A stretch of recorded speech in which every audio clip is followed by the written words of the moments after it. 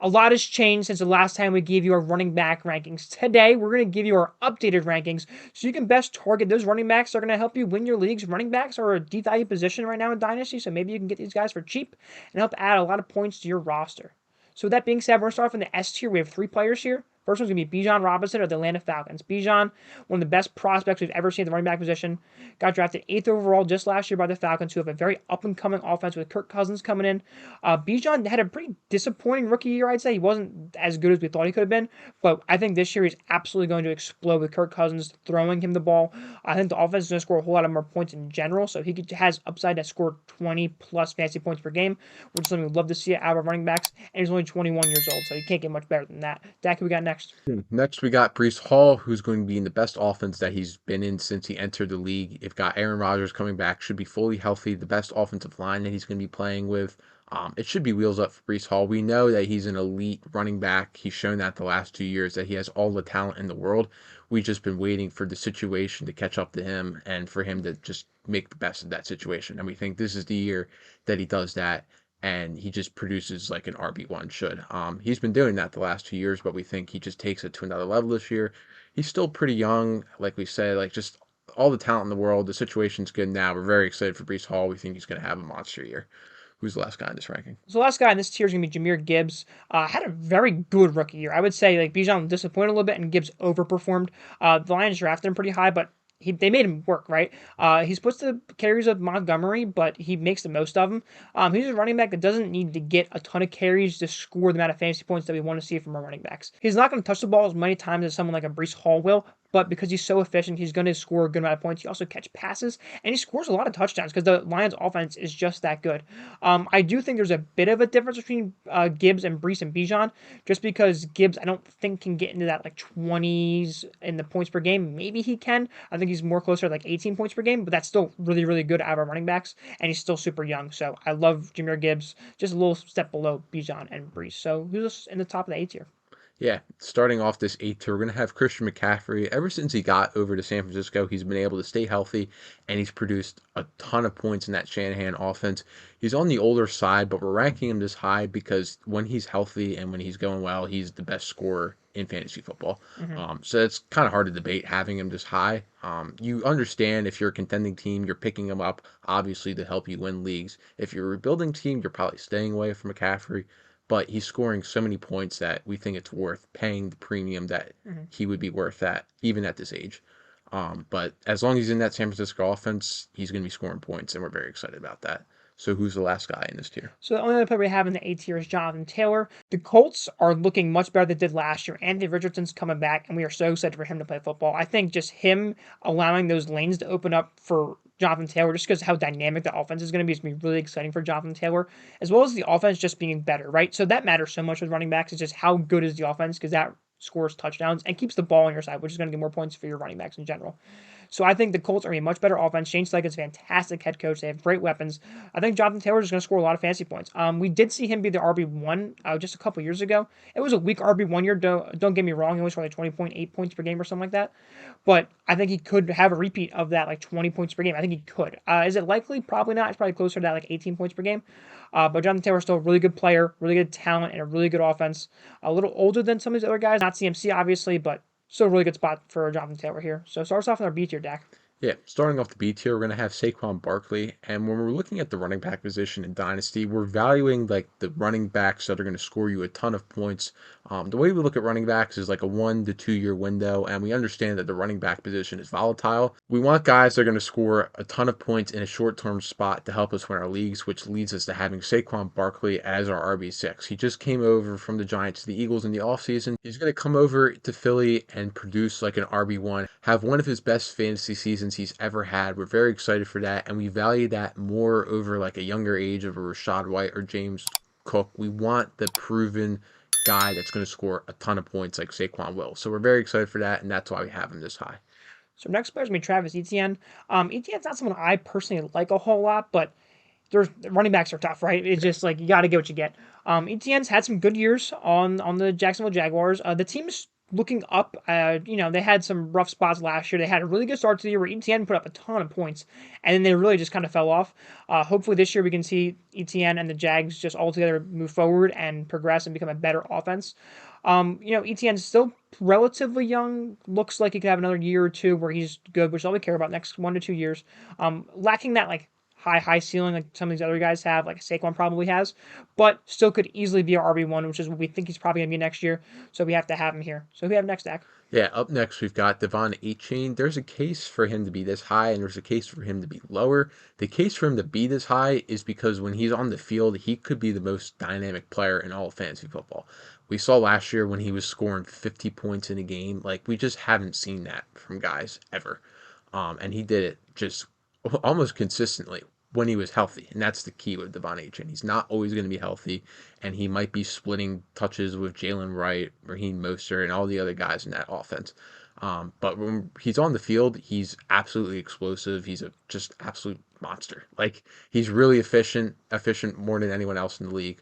But the thing with him is that he's just not healthy, and we don't know how many touches he's going to get. We just like the upside of him. We like the offense that he's in. He's also pretty young, but we value the just upside that he brings week to week in the offense that he's in more than anything else.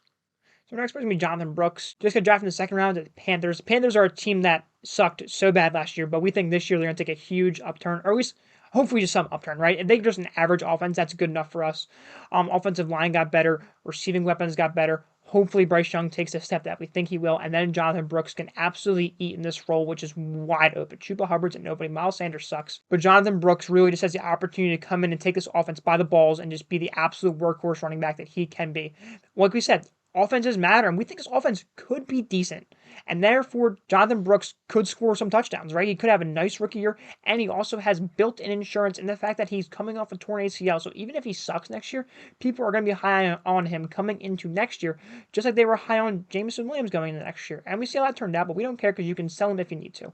Jonathan Brooks has that built-in insurance, and he has a built-in upside. We like Jonathan Brooks a lot. We think he's probably higher than some people have him, but we don't care. So where we have him, we like him a lot. Dak, finish off this tier for us. Yeah, the last guy that we have in this tier is Kyren Williams. We were talking about all offseason that Kyren was going to need to survive free agency and the draft for him to be as high as RB6, which we previously had him. He got through free agency unscathed, and then we thought he was going to get through the draft unscathed until they took Blake Corum, and that just kind of hurts his value a lot. We don't know how much Blake Corum is going to factor into that offense, but we assume with the draft capital they spent on him that it's going to be a decent amount. You can make the argument that Corum was a better prospect than Kyren Williams. I don't think that's really debatable at all. And depending on how much they like Blake Corum, Kyren Williams by this time next year could be an afterthought in Dynasty. So we don't really want to touch Kyren Williams right now. We want to see how that offense plays out throughout the season before we make a decision on him. We are going to keep him in this tier just because he did average 20 points per game last year, and that's not nothing. Like, he still will have a role in this offense. It just remains to be seen with Corum how much of a role he's going to have. So Dalton, who do we got starting off the next tier? Starting off the C tier, we're going to have Trey Benson.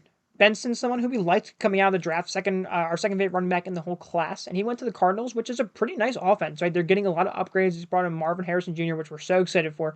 Obviously, they still have James Conner, and while James Conner is not the best running back in the league, he's not a nobody, and he's going to be hard to kick out of that spot, but he is old, so Benson maybe could take the reins by the second half of the year. If not, it's going to be more of a next year type thing for Trey Benson, but either way, we think he's going to be the workhorse for this backfield at some point in the next 2 years.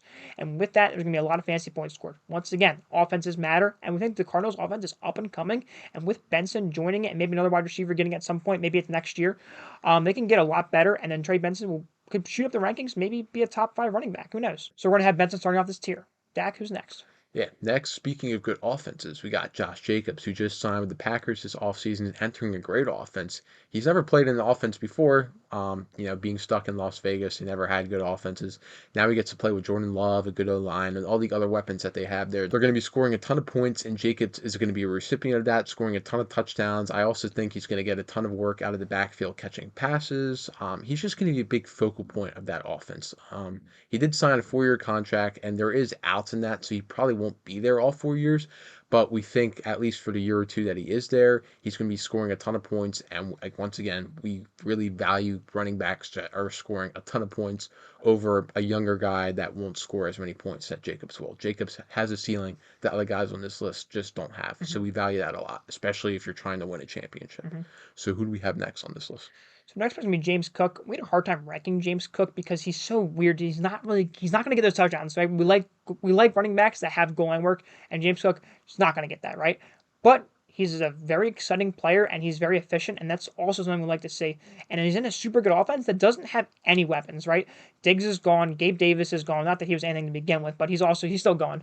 And the Bills are gonna have to give the ball to somebody, right? And we know the Bills are going to be a good offense. We know that for a fact. James Cook had 1,100 rushing yards last year, which is not nothing at all. It's a fantastic season.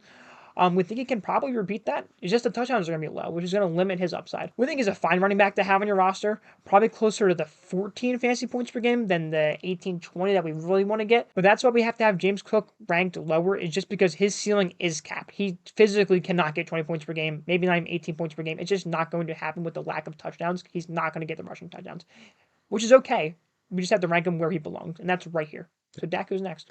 So up next, we have Rashad White. This is another guy that we had a tough time ranking because Rashad White is arguably the worst running back in the NFL. You look at his efficiency, it's horrible. You look at his vision, it's horrible. The one thing he does do well is catch passes out of the backfield, which in PPR leagues is very important. And that's why he's had like these top 5, top 6 RB finishes at the position. They brought in Bucky Irving in the offseason, which really isn't that great competition for him in the backfield. So it's still his backfield to lose.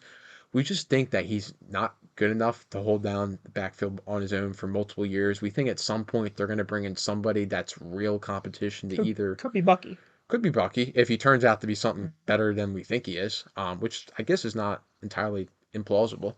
But we think just eventually down the road, they're going to bring in someone to replace him because Rashad White is not that good.